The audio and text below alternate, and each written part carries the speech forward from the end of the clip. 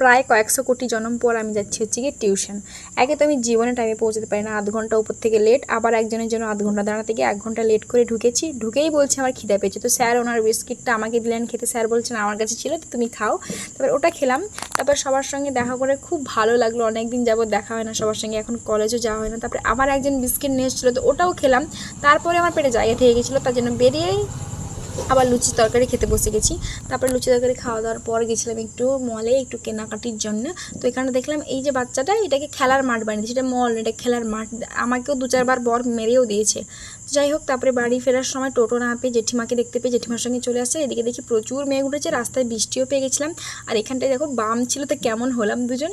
তারপরে বাড়ি আসার সময় এই যে বাড়িটা দেখছো এটা হচ্ছে অন্নপ্রাশন বাড়ি, তো এখানে আমাদের নেমন্তন্ন আছে। আর বৃষ্টি পড়ছিল, কিন্তু ওদিকে খেতেও যেতে হবে, পুজো না দিলেও নয়।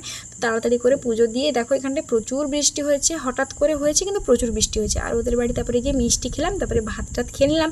আজকের মতো ব্লগটা এইটুকুই, টাটা।